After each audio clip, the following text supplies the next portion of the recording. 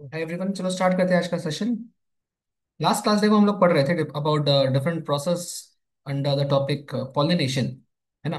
तो पॉलिनेशन तो हमने कंप्लीट कर लिया था, ऑलमोस्ट कंप्लीट कर लिया था, यस कंप्लीटेड ही था पूरा ही। ये लास्ट टॉपिक था ये अपना।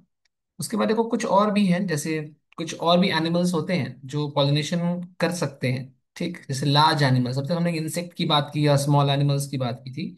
जैसे कुछ और भी एनिमल्स के एग्जांपल आपके स्क्रीन पर हैं। जैसे देखो, देखो लेम्यूर्स। तो लेम्यूर्स क्या होते हैं? एक प्रकार के प्राइमेट होते हैं, ठीक है। मतलब बंदर जैसे होते हैं एग्जैक्टली, बट बंदर नहीं होते। ठीक है, तो प्राइमेट तक के अंदर ही आते हैं। प्राइमेट जानते हो ना, प्राइमेट, ऑर्डर प्राइमेटा। ठीक है, एक ऑर्डर है, मतलब वो पड़े हुए किंगडम फाइलम क्लास, वही वाला ऑर्डर। तो ऑर्डर के बाद फैमिली जेनस स्पीशीज ये सब होता है ना, वही वाला। तो प्राइमेटा या प्राइमेट एक ऑर्डर है, इसके अंदर आपके पास लेम्यूज नाम के जानवर होते हैं। ठीक है, और इनके थ्रू भी क्या होता है कि एक फ्लावर से दूसरे फ्लावर में पॉलन का ट्रांसफर होता है, and they also perform pollination. ठीक, तो अगेन हमने पढ़ा ही था कि जो भी एनिमल्स के थ्रू अगर पॉलिनेशन होता है, then that kind of pollination is called zoophily. Wait, एक कनेक्ट नहीं किया, एक जस्ट अ मिनट।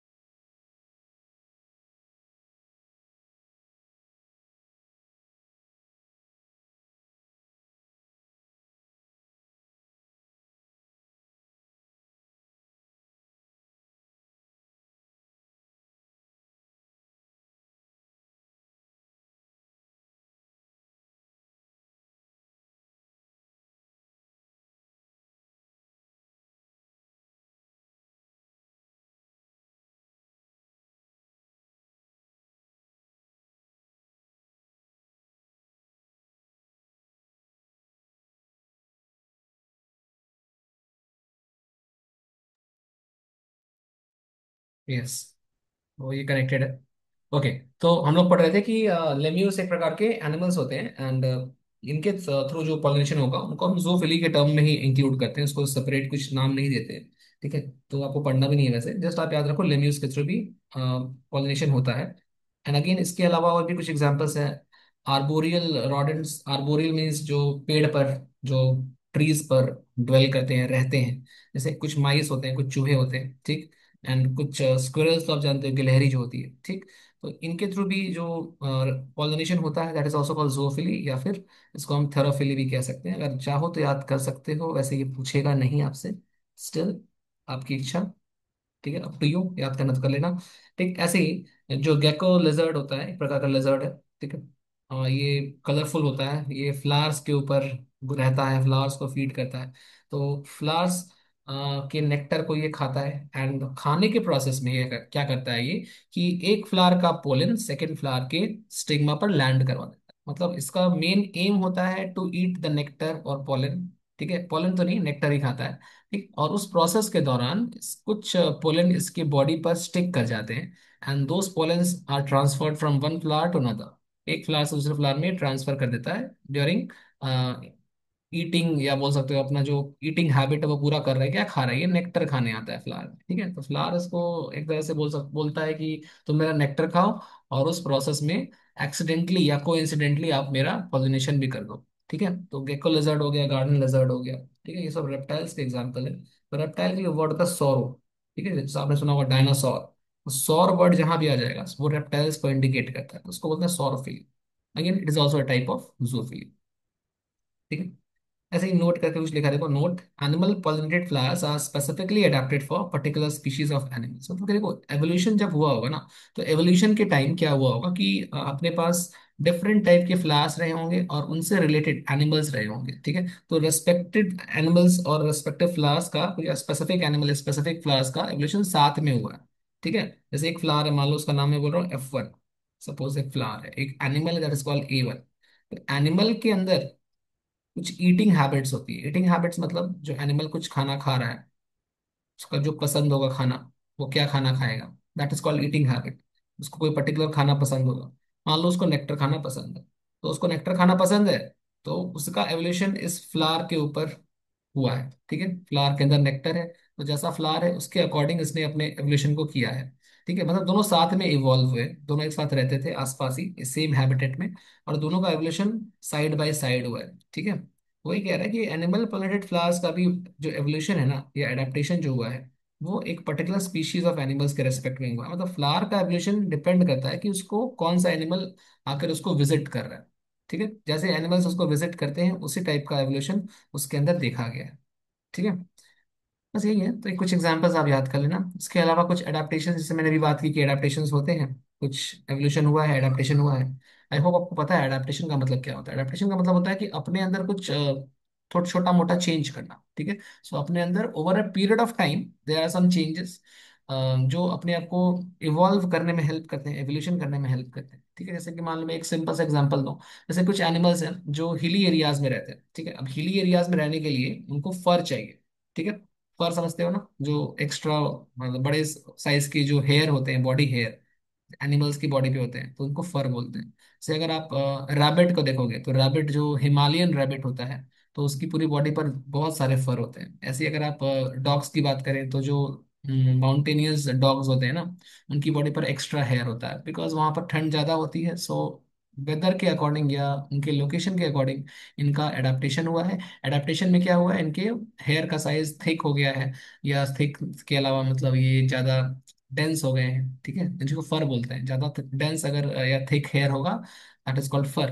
ओके, तो ऐसे ही बहुत सारे डिफरेंट टाइप के एडेप्टेशंस पूरे डिफरेंट एनिमल्स के अंदर होते हैं। सिमिलरली फ्लावर्स के अंदर भी एडेप्टेशंस होते हैं, depending upon the type of pollinator या टाइप ऑफ एनिमल्स जो उनको पॉलिनेट करते हैं। ठीक है, यही सब है। तो इसमें क्या एडेप्टेशंस आइए देखते हैं एक बार। देखो, adaptations in insect pollinated flowers for attracting insect. जैसे फ्लावर्स के अंदर क्या क्या चेंजेस होने चाहिए। For example, large, colorful, fragrant flowers rich in nectar attract insects. तो देखो फ्लावर का जो कलर होना चाहिए वो कैसा होना चाहिए, मतलब कलरफुल, डिफरेंट, मतलब ब्राइट कलर्ड होना चाहिए, या फिर ऐसा होना चाहिए जिसको देख कर अट्रैक्ट हो जाए कोई इंसेक्ट। इंसेक्ट अट्रैक्ट होकर के फ्लावर की तरफ जा रहा है, सो दैट वो पॉलिनेशन कर सके। देखो फ्लावर चाहता है कि उसका पॉलिनेशन हो, फ्लावर अपने आप को अट्रैक्टिव बनाता है, सो दैट इंसेक्ट उसकी तरफ अट्रैक्ट होकर आए और पॉलिनेशन कर दे। ठीक, इसके बदले में फ्लावर उसको कुछ नेक्टर दे देता है कि जा भाई तू नेक्टर खा ले, लेकिन मेरा पॉलिनेशन कर दे। ठीक है, ऐसा कुछ है। तो वही सब है कि क्या अडेप्टेशन होते हैं फ्लावर के अंदर, अपने अंदर क्या क्या बदलाव करना पड़ा है फ्लावर्स को over a period of time. ऐसा नहीं है कि एक दिन के अंदर बदलाव हो गया, ये थाउजेंड्स ऑफ ईयर्स की कहानी है। ठीक है, देखो फ्लावर्स ने अपने जो पेटल्स हैं उनको क्या कर लिया है, लार्ज कर लिया है। ठीक, कलरफुल कर लिया है, ब्राइट कलर्ड, फ्रैग्रेंट फ्लावर्स मतलब खुशबूदार। ठीक है, काफी अच्छा स्मेल आता है उनका। Rich in nectar attract insect, इस तरह से नेक्टर भी होता है, उसमें नेक्टर जानते हो, रस होता है फूल का, जिसको वो खाते हैं, एनिमल्स खाते हैं। तो ये सारी चीजें दिखाकर फ्लावर क्या करता है, फ्लावर इंसेक्ट को अट्रैक्ट करता है कि मेरे पास ये सारी चीजें हैं, अगर तुमको चाहिए तो तुम इधर आओ। ठीक है, और ये इंसेक्ट जाता है उसके पास, और इस प्रोसेस में वो पॉलिनेशन कर देता है। ठीक है, बिकॉज इंसेक्ट क्या करता है ना, एक फ्लावर से नेक्टर पीता है, उसके बाद वो दूसरे फ्लावर पर लैंड करता है, वहां भी नेक्टर पीता है। तो जब वो एक फ्लावर से दूसरे फ्लावर में आ रहा है, तो देखो फर्स्ट फ्लावर जब इंसेक्ट यहाँ बैठा होगा ना, मान लो ये इंसेक्ट है। ठीक है, तो इंसेक्ट जब यहाँ पर बैठा होगा, तो इंसेक्ट क्या किया होगा, इसकी बॉडी पर, इसके पैर पर, इंसेक्ट के पैर पर या उसके विंग्स पर पॉलन चिपक जाता है, स्टिकी पॉलन होता है। ठीक है, और जब ये इंसेक्ट यहाँ से उड़कर यहाँ आके बैठता है दोबारा स्टिग्मा के आसपास, तो यहाँ पर ये पोलन को छोड़ आता है।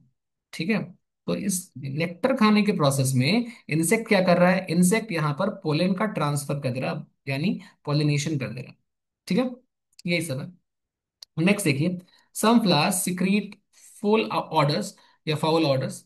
तो फाउल ऑर्डर्स का मतलब हो गया गंदी स्मेल। ठीक है, तो फाउल ऑर्डर्स या ऑर्डर्स मतलब वही गंदी स्मेल, बैड स्मेल। तो वही bad smell to attract animals like beetles. अब कुछ एनिमल्स या कुछ इंसेक्ट्स ऐसे होते हैं ना जो गंदगी पसंद करते हैं, तो उनको आप खुशबू से अट्रैक्ट नहीं कर सकते, उनको गंदगी का मतलब एहसास दिलाना पड़ेगा। तो कुछ फ्लावर्स ऐसे होते हैं जो गंदी स्मेल छोड़ते हैं, और उनसे कुछ स्पेसिफिक टाइप के गंदे इंसेक्ट उसकी तरफ अट्रैक्ट होके आते हैं। तो अधिकतर मोस्टली ऐसा देखा गया है कि जो इंसेक्ट है उनको खुशबू पसंद होती है, ठीक है, लेकिन अधिकतर के अलावा कुछ कुछ ऐसे भी हैं जिनको गंदगी पसंद है, ठीक है। तो ये गंदगी वाले फ्लावर्स ऐसे भी होते हैं, सब लिखा हुआ है, ठीक है। आगे देखो, तो फाउल्स ऑर्डर या फाउल स्मेल छोड़ते हैं लोग। नेक्स्ट देखो, when the flowers are small a number of flowers are clustered together.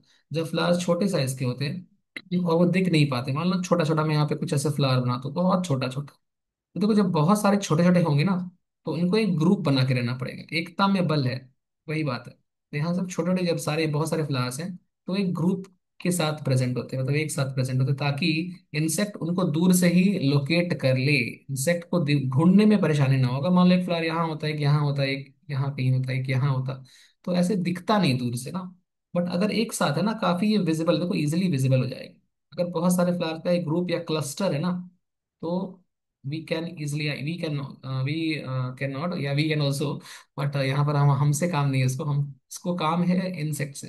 Insects can easily visualize the flowers, ठीक है। वही कह रहा है कि when flowers are small a number of flowers are clustered together to form inflorescence. अच्छा, इस चीज को हम इनफ्लोरेसेंस कहते हैं, दिस कॉल्ड इनफ्लोरेसेंस, ठीक है। This makes the flowers easily visible या कंस्पिकुअस, ठीक है, आसानी से इसको आप देख सकते हैं। यही सर, तो ये था point number 3, okay.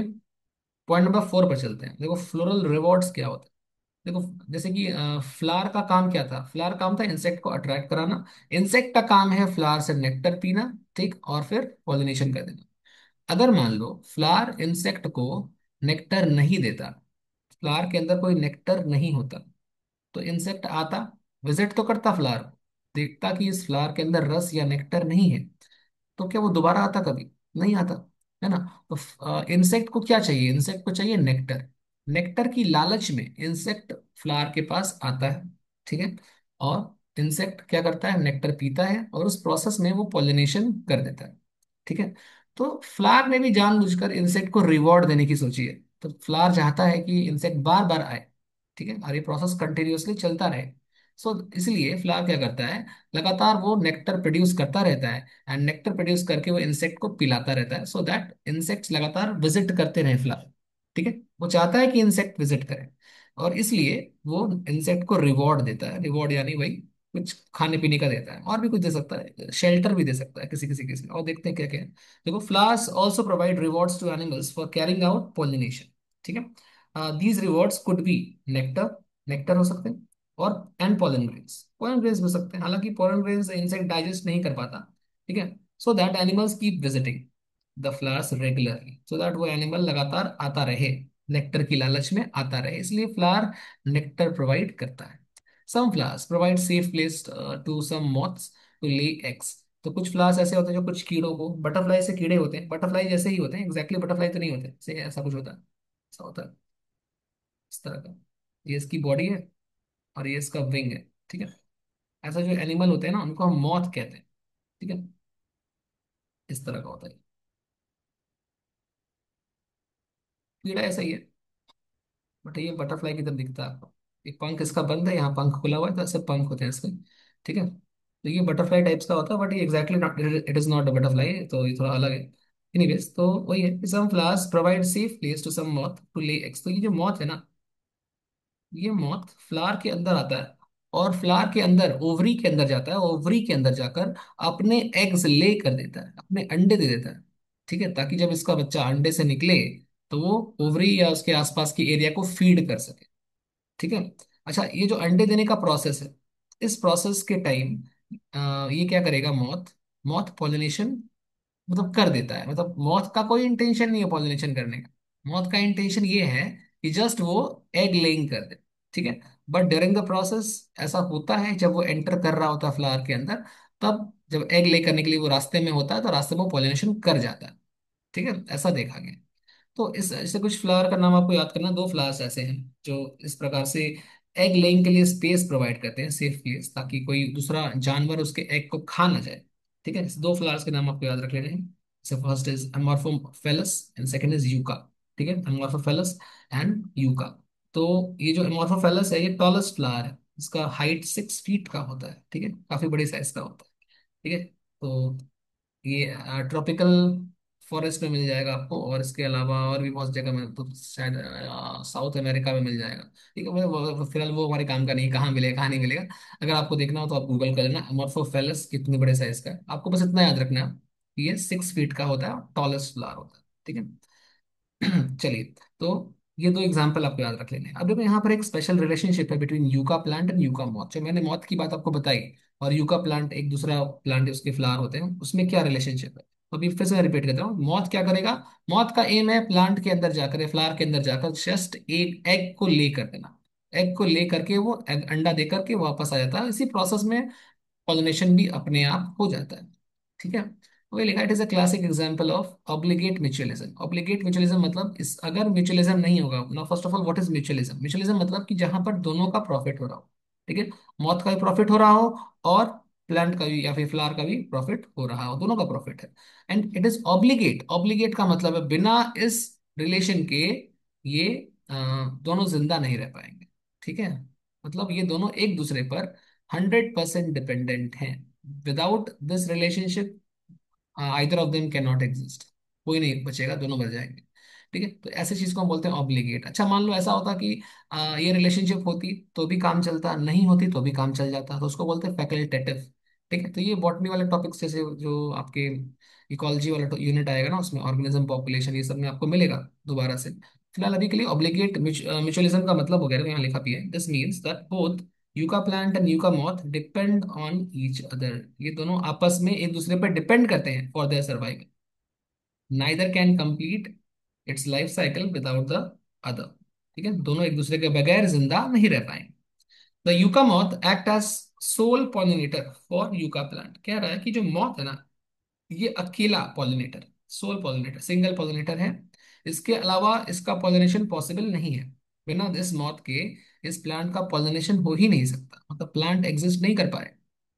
While yucca plant provides a place for the moth. Similarly, yucca plant जो है वो एक moth को स्पेस प्रोवाइड करता है, और यही एक प्लांट है जो इस तरह के moth को स्पेस प्रोवाइड करता है ताकि moth अपना अंडा दे सके, नहीं तो moth की मौत हो जाएगी। ठीक है, इसीलिए यहाँ पर यूका प्लांट क्या करता है, moth को हेल्प करता है, एंड रिटर्न में उसको भी हेल्प मिलता है। दोनों ऑब्लिगेट रिलेशनशिप फॉलो करते हैं, ऑब्लिगेट म्यूचुअलिज्म। ठीक है, इसको सिम्बायोटिक भी बोल सकते हो। ठीक है, तो देखो वही सब है, both to lay eggs and also provide, वही फिर से एक ही बात है। अच्छा, मान लो जब ये अंडा में से बच्चा निकलेगा, ठीक है, तो बच्चे को क्या मिलेगा, फूड मिल जाएगा। ठीक है, तो थोड़ा सा वो फूड फ्लावर का खाएगा, थोड़ा सा खाएगा, ज्यादा नहीं खाएगा। एक अंडा से एक बच्चा निकले कितना ही खाएगा। ठीक है, तो जो लार्वा निकलेगा, अंडे से लार्वा निकलता है, एंड देन वो प्यूपा बनाता है। जानते होगे आप कि अगर इंसेक्ट की लाइफ साइकिल की बात करें ना, तो एग से निकलता है लार्वा, लार्वा से निकलता है प्यूपा, एंड प्यूपा से निकलता है, मतलब प्यूपा ही बन जाता है एडल्ट, एंड अगेन एडल्ट वापस से एग लेकर। ये लाइफ साइकिल होता है इंसेक्ट्स की बॉडी में। ठीक है, तो देखो इसकी प्रोसेस को थोड़ा सा मैंने डिस्क्राइब किया है नेक्स्ट पैराग्राफ में। एक बार देखना, कोई डाउट हो तो बोलना। एक बार देख लो, किसी को डाउट है कुछ नहीं हो? ठीक, देखो, तो प्रोसेस क्या है इसका, देखो, male and female moth perform sexual intercourse on the yucca plant. एक प्लांट है, इमेजिन करो, उसी प्लांट पर या उसी फ्लावर पर ये मेल और फीमेल मॉथ दोनों सेक्सुअल इंटरकोर्स कर रहे हैं। ठीक है, when the female is ready to lay eggs, तो अब जब फीमेल एग ले करने का पारी आएगा फीमेल का, ठीक है, तो वो कहाँ जाएगी, फीमेल जो है, अब ऐसा नहीं कि सेक्सुअल इंटरकोर्स अभी किया तो अभी एग ले करेगी, तो आफ्टर सम डेज या वही 20 डेज के आसपास ये एग ले करती है। ठीक है, तो it goes to a yucca flower to collect pollen. तो ये उस वक्त पॉलिनेशन भी कर रही होती है, पोलन भी इसको कलेक्ट करना है, नेक्टर भी खाना है, एक्चुअली नेक्टर भी खाना है इसको। ठीक है, तो उस वक्त ये यूका प्लांट में जाती है। ठीक है, after collecting the pollen it reaches to another flower. अब पोलन कलेक्ट करके दूसरे फ्लावर में जाती है, एंड वहां पर जो अंडे होते हैं इसके, वो क्या करती है, वो ओवरी के लॉक्यूल, आपको याद होगा, लोग पढ़े थे कि ये ओवरी है। ठीक है, स्टाइल है, और ये स्टिग्मा ऊपर। एंड यहाँ पर ओवरी के अंदर चेम्बर्स होते हैं, याद है, ये जो चेम्बर्स होते हैं, these chambers are called locules. ओल्पो याद है, ओल्पो।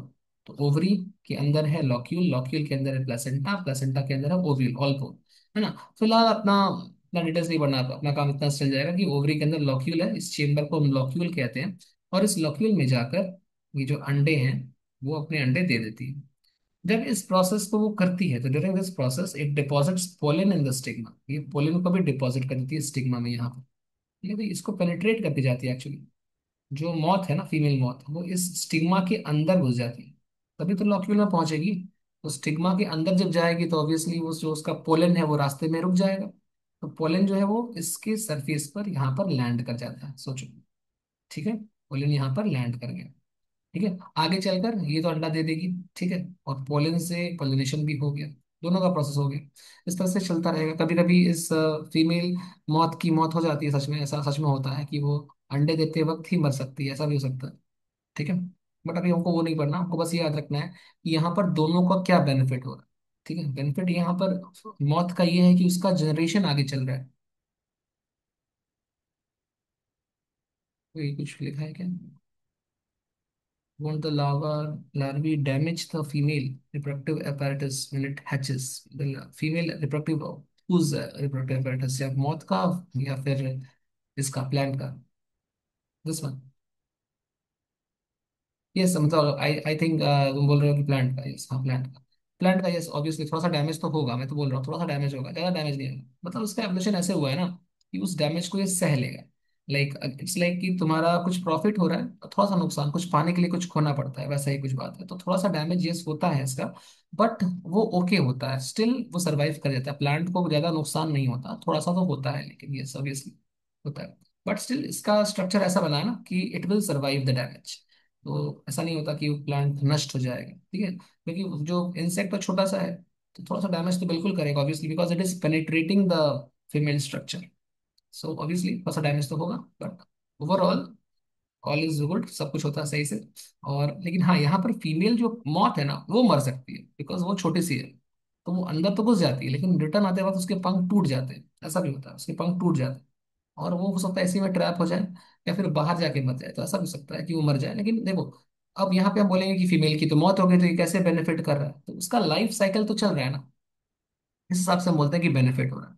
ओवरऑल मे बी अगर वो फीमेल जो एग ले करके मर जा रही है उसकी मौत हो जाए, बट ओवरऑल उस स्पीशीज का बेनिफिट हो रहा है।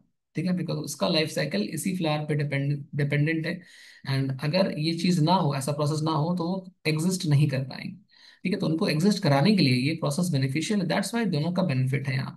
ठीक है, इस प्रोसेस में प्लांट का हल्का फुल्का डैमेज हो सकता है, फीमेल मौत का भी डैमेज हो सकता है, बट ओवरऑल सरवाइव करने के लिए थोड़ा सा डैमेज सहना पड़ता है, बात ये है। ठीक है, चलो आगे बढ़ते हैं। तो वही है, ये सब पॉलिनेशन हो गया। इसके बाद देखो, after 7 to 10 days the eggs hatch and larva comes out. तो लार्वा कम्स आउट, बाहर निकलता है। Larva gets food from the yucca fruit. तो यहाँ जो फ्रूट होता है, ये जो यहाँ पर ओवरी है, वही फ्रूट बन जाता है। सोचो कि जो दोनों का एवोल्यूशन ऐसा हुआ है ना, दोनों में ऐसा सिंक्रोनाइजेशन है कि जब वो पॉलिनेशन हुआ तभी वहां से बच्चा भी आया, एग भी आया एक तरह से, है ना। सोचो, मैं एक बार समझा रहा हूँ दोबारा से, यहाँ देखना। ये देखो, अब यहाँ से अगर इमेजिन करो कि यहाँ पर एग ले कर दिया गया ओवरी के अंदर, दिस इज ओवरी, यहाँ पर एग ले कर दिया गया। ठीक है, अच्छा एग ले कर दिया गया, और ये ओवरी जो है, ओवरी के अंदर जब तक पोलन बाहर से नहीं आएगा, मैं पोलन को ही बना रहा हूँ, तो मान लो मैं पोलन को बना रहा हूँ येलो कलर से। तो पोलन इस रास्ते आ गया, कौन लेकर आया पोलन को? देखो, एग और पोलन दोनों को ही एक ही जन लेकर आया, वो कौन है? वो है मौत, है ना, फीमेल मौत। तो मौत ने पॉलन भी लाया, मौत ने एग भी लाया। ठीक है, तो एग जो है उससे आगे चलकर लार्वा बन गया। तो एग से क्या बना? Egg hatches into larva. ठीक है, और जो ओवरी है, ओवरी का राइपनिंग हो गया। देखो, राइपनिंग वर्ड हम तब बोलते हैं जब ओवरी के अंदर फर्टिलाइजेशन हो जाता है। अभी हम लोग फर्टिलाइजेशन तक पहुंचे नहीं है, हालांकि हम लोग नेक्स्ट क्लास में फर्टिलाइजेशन पढ़ेंगे। तो राइपनिंग ऑफ ओवरी मीन्स यहाँ पे फर्टिलाइजेशन हो रहा है ना, ovary after fertilization becomes fruit. ठीक है, हम लोग पढ़ेंगे इसके बाद। तो अभी आप इमेजिन कर लो कि ओवरी से ही क्या बन रहा है? फ्रूट बन रहा है। जो भी फ्रूट आप खाते हो वो सब ओवरी होते हैं, मोस्टली मोस्टली सारे फ्रूट्स क्या होते हैं? ओवरी होते हैं। ठीक है, ट्रू फ्रूट्स जो भी होते हैं, कुछ फॉल्स फ्रूट्स भी होते हैं जो ओवरी के अलावा किसी और पार्ट से बनते हैं, जैसे एप्पल, स्ट्रॉबेरी, ये सब फॉल्स फ्रूट्स में आते हैं, पढ़ेंगे लोग बाद में। फिलहाल अभी के लिए आप सोचो कि इस प्लांट का तो ओवरी जो है ना, वही फ्रूट बन रहा है। ठीक है, और इस ओवरी के अंदर क्या था? तो इस ओवरी के अंदर एग था, और एग से लार्वा बन गया। मतलब ये जो लार्वा है वो इसी फ्रूट के अंदर, इमेजिन करो, ये ओवरी था और इसमें एग था। ठीक है। ओवरी था और ये क्या था, एग था ना। अब क्या हुआ कि ये ओवरी से अब क्या बन गया है, फ्रूट। ये फ्रूट बन गया है। एंड ये जो एग है, दिस हैज बिकम लार्वा। तो इस फ्रूट के अंदर अगर बहुत सारे एग्स होंगे ना, तो बहुत सारे लार्वे होंगे। ठीक है, उसके अंदर बहुत सारे लार्वे होंगे, ठीक है? बहुत सारे लार्वा इस फ्रूट के अंदर है। तो अगर आप ऐसे फ्रूट को खाओगे तो आपके मुंह में बहुत सारे कीड़े चले जाएंगे। ठीक है, इसीलिए लोग इसको खाते नहीं है। तो ऐसा फ्रूट होता है जिसके अंदर बहुत सारा लार्वा होता है, बिकॉज इसका जो एग होता है वो ओवरी के अंदर होता है। इसीलिए इसको मतलब लोग अवॉइड करते हैं, हालांकि कुछ लोग खाते भी हैं। ठीक है, खाते हैं। बट हाँ, इंडिया में इसको अवॉइड ही किया जाएगा, इंडिया के लोग नहीं खाएंगे कीड़ा वाला फ्रूट। चाइनीज लोग खाएंगे इसको। ठीक है, चाइनीज तो सब कुछ खा लेते हैं। तो एनीवेज यही है। तो वही सब देखो आगे लिखा हुआ क्या हुआ कि the larvae gets food from yucca fruit, ripe and ovary and seed. ठीक है, इसी फ्रूट को खाकर लार्वी ग्रो करता है। उसी को अगर आप भी खा लोगे तो आपके पास फ्रूट भी चला जाएगा, लार्वी चला जाएगा, बहुत सारा प्रोटीन मिलेगा। लेकिन ऐसे लोग इंडिया में नहीं खाते हैं। ठीक है, तो larvae borrows out of the fruit. देखो आगे क्या होगा अगर उसको कोई नहीं खाया, तो जो लार्वा है ना, तो ये लार्वे जो भी लार्वे होंगे इसके अंदर, वो सारे इसको ड्रिल करके, फ्रूट के वॉल को ड्रिल करके बाहर आ जाएंगे। और बाहर आकर के जमीन पर गिर जाते, जैसे ग्राउंड पर गिर जाते। जब ये ग्राउंड पर गिरते हैं तो वहां पर ये प्यूपा बनाते हैं। प्यूपा समझते हो, जैसे लार्वा है हमारा, ये लार्वा है। एंड लार्वा के ऊपर एक कोकून बन जाए, कोकून समझते हो, एक कवरिंग बन जाएगी। तो लार्वा के ऊपर एक चारों तरफ ऐसे गोल गोल इस तरह की कवरिंग बन जाएगी। एंड कवरिंग के साथ इस लार्वा को आपने नाम दिया है, दिस इज कॉल्ड प्यूपा। ठीक। तो लेट्स सी यहाँ पर एक ऊपर क्या रहेगा, larva burrows out of the fruit. एक minute, the fruit, making holes, and goes deep inside the ground. Ground के अंदर चला जाता है, where it converts into pupa and then into atom. उसके बाद ये ग्राउंड से निकल के बाहर उड़ जाता है मौत बन के। ठीक है, इसका काफी इंटरेस्टिंग स्टोरी था। हम लोग को बस इतना याद रखना है कि ये प्रोसेस कैसे हुआ, ये वाला। बाकी ग्राउंड में क्या हो रहा है वो सिलेबस में नहीं है। ठीक है, आपको बस इतना ध्यान रखना है। ठीक है, यहाँ तक कोई डाउट है किसी को? देख लो एक बार।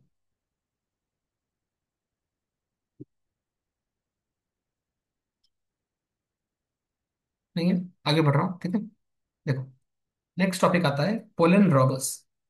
पोलन रॉबर्स क्या होते हैं देखो। तो देखो कुछ एनिमल्स ऐसे होते हैं जो पोलन तो खा लेते हैं, नेक्टर खा लेते हैं, ठीक है, बट वो कोई पॉलिनेशन नहीं करते। ठीक है, तो वो एक प्रकार से प्लांट को यूज कर ले रहे हैं, बट रिटर्न में कुछ नहीं दे रहे हैं। ठीक है, तो pollen robbers are animals, mainly insects, that consume pollen or nectar from the flowers without contributing to the pollination process. They are also called nectar robbers. इनको हम क्या होता है, नेक्टर के चोर है ये, नेक्टर रॉबर्स। ठीक है, ये बस यूज कर रहे हैं और रिटर्न में कुछ नहीं दे रहे। ठीक, यही था। ये हो गया पॉलन वाला टॉपिक खत्म। ठीक है, और देखो जो लास्ट क्लास हमने पढ़ा उसकी इंसाइडर रीडिंग बाकी थी, तो आज हम लोग जो सेकंड हाफ है क्लास का, इसमें तक तो पॉलिनेशन पूरा पूरा कंप्लीट कर दिया है। एक बार मैं इसकी रीडिंग स्टार्टिंग से करूंगा, लास्ट क्लास की भी चीजें इसमें रिपीट होने वाली हैं। ठीक है, तो एक बार एनसीईआरटी पढ़ना जरूरी है, इसलिए पढ़वा दे रहा हूँ क्योंकि मेरा आदत है पढ़ाने का। तो मैं सारा ही पढ़वा रहा हूँ। प्लीज आप देखो फटाफट खत्म किया जाए, तो उसके बाद मैं नेक्स्ट टॉपिक आज नहीं स्टार्ट करूंगा, मैं नेक्स्ट वीक ही स्टार्ट करूंगा। ठीक है, देखते हैं कब तक चलता है। देखो लंबा ही जाएगा ये थोड़ा सा, कि लास्ट टॉपिक है जो आप लोग पिस्टल मेगास्पोरेंज से पढ़े थे, आपको आई होप याद होगा सब कुछ। ठीक है, तो वही सब लोग रिपीट करने वाले हैं। आइए देखिए। देखिए, the gynoecium represents the female reproductive part of flower. सबको पता है फीमेल पार्ट होता है। इसके अंदर हो सकता है कि सिंगल पिस्टल हो सकता है सिंगल तो मोनोकार्पिलरी बोलेंगे। अगर दो होगा तो उसको बाई कार्पिलरी बोलेंगे। अगर बहुत सारा होगा तो क्या बोलेंगे, मल्टी कार्पिलरी। ठीक, when there are more than one pistils and ये फ्यूज टुगेदर हैं आपस में, ठीक है, उसको बोलते हैं सिन कार्पस। ठीक, ये हम लोग पढ़े थे लास्ट क्लास। और अगर अलग अलग है तो उसको बोलते हैं एपोकार्पस। ठीक है, फ्री है तो एपोकार्पस, जुड़ा हुआ है तो syncarpous. Each pistil has three parts. एक पिस्टल के तीन पार्ट होते हैं, ये सबको पता है, stigma, style and ovary. Stigma क्या है, लैंडिंग प्लेटफॉर्म है फॉर पोलन ग्रेन्स। ठीक, स्टाइल क्या है, इलोंगेटेड पोर्शन होता है। और उसके बाद जो बल्ज्ड पार्ट होता है इसके अंदर ओवरी होता है। ओवरी के अंदर में लॉक्यूल होता है, लॉक्यूल के अंदर कुछ कुशन लाइक स्ट्रक्चर होता है, उसको प्लेसेंटा बोलते हैं। और उसके अंदर में चिपका होता है ओव्यूल। ठीक, वही सब है। फिर लिख रहा है कि recall the definition and types of placentation that you studied. Presentation आपने क्लास 11th में स्टडी किया होगा। ठीक है, डिफरेंट टाइप का एक्साइल, मार्जिनल, ये सब डिफरेंट टाइप के 5 टाइप के प्रेजेंटेशन होते हैं ना, उसकी बात कर रहा है। ठीक है, तो कह रहा है कि आप बस याद करो वहां पर आपने पढ़ा था। अच्छा यहाँ पे कुछ डायग्राम, इसको देख लो फटाफट। देखो ये रहा स्टिग्मा, स्टाइल, एनसीईआरटी के डायग्राम बड़े इंपॉर्टेंट होते हैं यार लेबलिंग के लिए पॉइंट ऑफ व्यू से। डायरेक्ट क्वेश्चन आता है यहाँ से नीट में। ठीक है, ओवरी, और ये ओवरी का जो बेस है ना, दैट इज कॉल्ड थैलेमस। ठीक है, और थैलेमस के भी नीचे लास्ट का बताया था मैंने, यहाँ पर होता है पेडिसल, क्या था?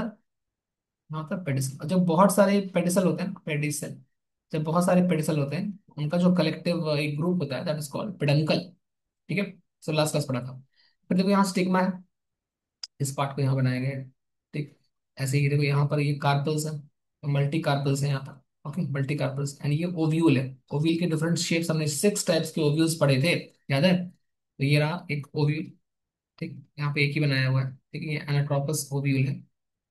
ओके, नेक्स्ट देखो, फिर बोल रहा है कि प्लेसेंटा से मेगास्पोरेंजिया अराइज कर। अच्छा, मेगास्पोरेंजिया को हम लोग सिंपल भाषा में ओव्यूल कहते हैं, ये भी आपने पढ़ा था।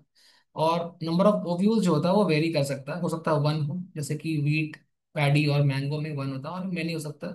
जैसे मल्टीपल सीड, जहाँ ये ओव्यूल क्या करेगा ना, ये ओव्यूल ही आगे चलकर सीड बनाएगा। After fertilization this will form seed, and ovary will form the fruit, जैसे आज अभी आपने पढ़ा। ठीक है, तो अगर देखो आपके पास अगर मल्टीपल ओव्यूल्स हैं, तो ultimately you will have multiple seeds. जैसे कि पपाया, वाटरमेलन, ऑर्किड्स, इनके पास मल्टीपल सीड्स होते हैं because they have multiple ovules. ठीक है, मैंगो हो गया, पैडी हो गया, वीट हो गया, इनके पास सिंगल सीड होता है because they have single ovule. Okay, अब देखो ओव्यूल का स्ट्रक्चर यहाँ पर है, तो हमने तो डिटेल में पढ़ा था काफी, बट यहाँ पर अपने को बस एक ही पढ़ना है। कौन सा? देखो पढ़ना है अनाट्रोपस वाला। ठीक है, तो शॉर्ट में कुछ कुछ बोला, देखो let us familiarise ourselves with structure of typical angiosperm ovule. ठीक है, ovule is a small structure attached to placenta by means of a stalk called funicle. तो आपने देखा तो था डिटेल्स में, एक बार फिर से देख लो, एनसीईआरटी का डायग्राम भी एक बार देख लो। ठीक है, जस्ट याद दिला रहा हूँ आपको मैं कि ये जो पार्ट है, this part is called funicle. ये जो पार्ट है इज कॉल्ड फ्यूनिकल। फ्यूनिकल के ऊपर अगर आप आगे बढ़ाओगे ना इसको, यहाँ पर एक अटैचमेंट है, दिस इज कॉल्ड प्लेसेंटा। इसने बनाया नहीं है, यहाँ पर प्लेसेंटा होता है। ओके, प्लेसेंटा के जस्ट ठीक नीचे क्या है? फिनिकल है, स्टॉक लाइक स्ट्रक्चर। और फिनिकल का जो अटैचमेंट है मेन बॉडी ऑफ ओव्यूल के साथ, दैट्स कॉल्ड हाइलम। ठीक है, नेक्स्ट यहाँ पर एक माइक्रोपाइल मींस ओपनिंग है, दैट्स कॉल्ड माइक्रोपाइल। फिनिकल ये रहा। ठीक है, और माइक्रोपाइल से जो किनारा है ना माइक्रोपाइल की तरफ, दैट्स कॉल्ड माइक्रोपाइलर एंड या माइक्रोपाइलर होल, एक ही बात है। ठीक है, इसके दो कवरिंग्स होते हैं, एक आउटर कवरिंग और एक इनर कवरिंग। आउटर ये वाला है, इनर ये वाला है, सिंपल सिंपल। ठीक है, ऐसे ही यहाँ पर जो सेल्स होते हैं, these are cells of nucellus. तो आपने पढ़ा था कि बहुत सारे न्यूसेलस के सेल्स होते हैं, आउट ऑफ दो सेल्स कोई एक सिंगल सेल जो होता है ना, वही मेगास्पोरेंजियम बनाता है, आप ऐसे बोल सकते हो, वही आगे चलकर एम्ब्रियो सैक बनाता है। ठीक है, तो अगर ये माइक्रोपाइलर एंड है, तो इसके जस्ट अपोजिट यहाँ चलाजल एंड होगा, वही लिखा है चलाजल पोर, ये सब है। ठीक है, देखो एक बार फटाफट। So stalk-like structure is called funicle. Body of a weevil fuses with funicle in the region called hilum. Hilum region का नाम है। Hilum represents junction between ovule and funicle. Ovule और funicle के बीच का जो junction है, that is called hilum. ठीक है, each ovule has protective envelopes या envelopes जो भी called integuments. कवरिंग का नाम इंटीग्यूमेंट है। इंटीग्यूमेंट्स क्या है? इसको सर्कल करता है, मतलब किसको घेर के रखता है, तो इंटीग्यूमेंट के अंदर के जो सेल्स होते हैं उनको आप बोलते हैं न्यूसेलस, न्यूसेलर सेल्स या न्यूसेलस। ठीक है, या न्यूसेलर सेल्स। ठीक, एक्सेप्ट एट अ टिप, यहाँ पर एक टिप यहाँ पर खाली जगह होती है, इस टिप का नाम होता है माइक्रोपाइल। ठीक है, वैसे फिर से ओपनिंग कॉल्ड माइक्रोपाइल। ठीक, अपोजिट टू माइक्रोपाइल, अगर ये माइक्रोपाइलर एंड है तो इसके अपोजिट में चलाजल एंड होगा। ठीक है, यही है, ये basal part of ovule, chalaza को हम लोग बेसल पार्ट बोलते हैं, ये भी याद रखना। ठीक है, आगे देखो, enclose within the integuments mass of cell, फिर से न्यूक्लियस की बात कर रहे हैं। न्यूक्लियस जो होते हैं ना, इनके अंदर बहुत सारा फूड मटेरियल्स होता है। ठीक है, और ये न्यूक्लियस जो है यही आगे चलकर क्या बनाएगा? एम्ब्रियो सैक बनाएगा। अभी तो फिलहाल फीमेल एमेटोफाइट बनाएगा। ठीक है, ऐसा लिखा है located in the nucleus is embryo sac. ठीक है, इसके अंदर ही एम्ब्रियो सैक बनेगा। कोई एक सेल मेगास्पोर बन जाता है, याद करो, आप पढ़ाया था मैंने डिटेल्स में, यहाँ शॉर्ट में लिखा है कि एक सेल जो होता है दैट बिकम्स बिग। ठीक है, बिगर बन जाता है, और इससे ही आगे चलकर मेगास्पोरेंजियम या ओव्यूल बनता है। ठीक है, तो उसका कुछ प्रोसेस होता है, मैंने बताया था आपको, दो प्रोसेस होता है, दो स्टेप होता है उसका, है ना? तो वही स्टेप्स यहाँ पर मेंशन है। तो मेगास्पोरोजेनेसिस कैसे बनता है मेगास्पोर? देखो, the process of formation of megaspore from megaspore mother cell is called megasporogenesis. तो ये वाला सेल को हम बोलेंगे मेगास्पोर मदर सेल अभी के लिए।